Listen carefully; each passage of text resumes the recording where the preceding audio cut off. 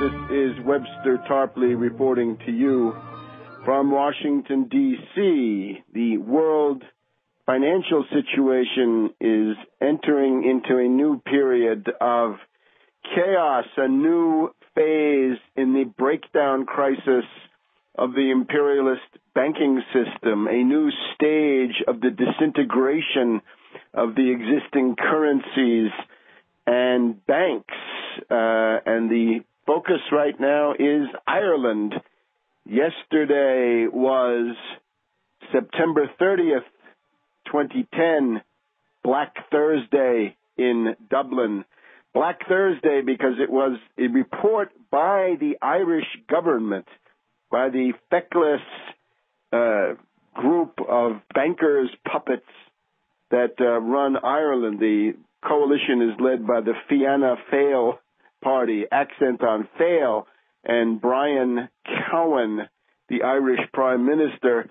So this group of bankers' boys report on their stewardship, and it is the attempt to bail out the Anglo-Irish Banking Corporation. The Anglo-Irish Banking Corporation, which has already received 4 billion euros in 2009, will receive 19 billion euros over the next 15 years and needs 6 billion on top of it. So the basic upshot of this is that the attempt to bail out these derivatives banks, these derivatives speculators, is going to cost Ireland 50 billion with a B, euros, not even dollars, but euros, 50 billion euros. That's what it's going to cost. Basically, this is a new Iceland. In Iceland, it happened all at once in the fall of 2008 with the extortion attempts by the British and Dutch governments on the IceSave question, right? The Landsbanki and so forth.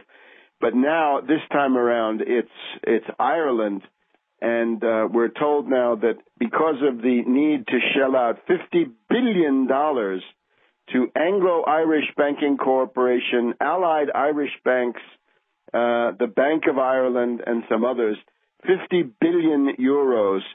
So that will mean that the debt of Ireland, all incurred for these derivatives mongers, these derivative speculators, that Ireland will reach a 32% deficit. That is to say, in the coming year, Ireland's deficit on the budget side, all payments to banks, not profligate spending, not unemployment insurance, nothing like that, not the social safety net. That's going to be chewed up.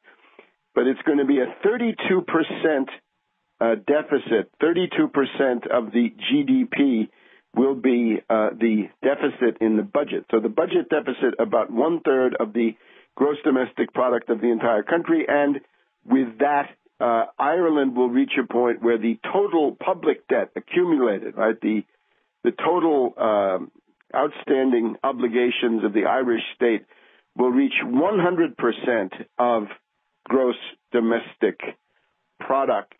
This is, of course, a consequence of Ireland really following the lead of Gordon Brown and the British Labour Party in setting up these bank bailouts, right? Remember, it started with Northern Rock in October of 2007 already, right? It happened well before the New York banking crisis of September 2008. It was the summer before that the Northern Rock began to fall apart.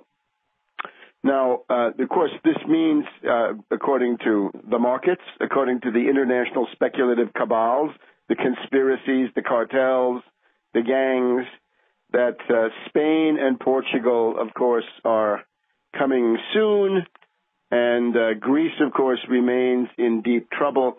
On Thursday, Moody's Investors Service downgraded Spain's bonds from AAA to AA1 because of weak growth prospects and deteriorating finances. Well, let me always add again, Moody's Investors Service should all be in jail.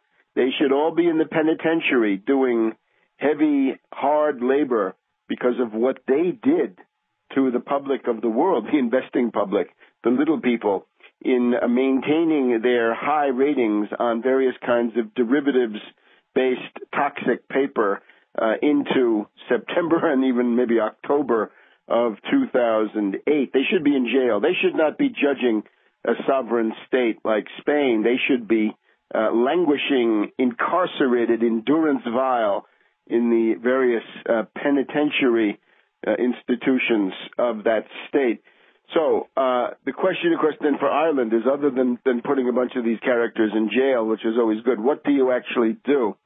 The idea here is that the Irish state is resisting the obvious necessary shock therapy for the bankers. Let's have some shock therapy for the bankers.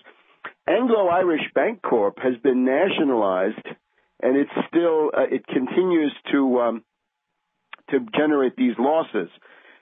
It's got to be liquidated. It's got to be put through Chapter 7 bankruptcy. There's no point in sacrificing 1/3 of your economy for nothing in 1 year. 1/3 of your whole economy is going to be debt because of these derivative speculators. There's no point in this. Put this thing through bankruptcy liquidation under the supervision of a judge. And as you go through it, when you come across a collateralized debt obligation, you take that over to the shredder and you shred it. Or if it's an electronic book entry, you delete it. You destroy it. You obviate it. It has no value. It is not economic value. It's the opposite. Collateralized debt obligations and, of course, credit default swaps, as well as other kinds of derivatives, structured investment vehicles that contain these, have simply got to be wiped out. And you notice from the discussion here in the Wall Street Journal, which is so worried about profligate spending when it comes to the social safety net, right, the unemployment insurance. Rupert Murdoch doesn't like Social Security and unemployment insurance.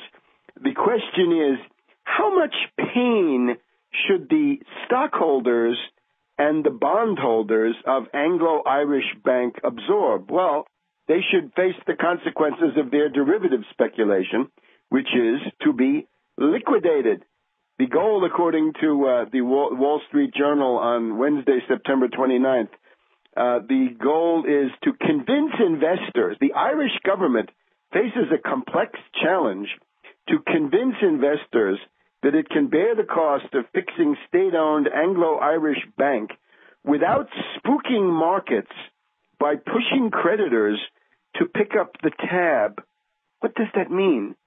The government in Dublin could reduce the costs of bailing out Anglo-Irish by taking a tougher line with creditors, pressuring them to accept bigger than expected losses on their bond holdings. While such a move would likely prove politically popular, it could damage Ireland's reputation among global investors and by extension make things tougher for its other banks. Are we all insane? Because of the reputation of Ireland among global investors, the entire country is supposed to be flayed alive and immolated and destroyed? No. This bank has got to be shut down. It's got to be, now that it's nationalized, put it through liquidation and destroy the derivatives, delete the derivatives, abrogate the derivatives, shred the derivatives. We'll be back in just a minute.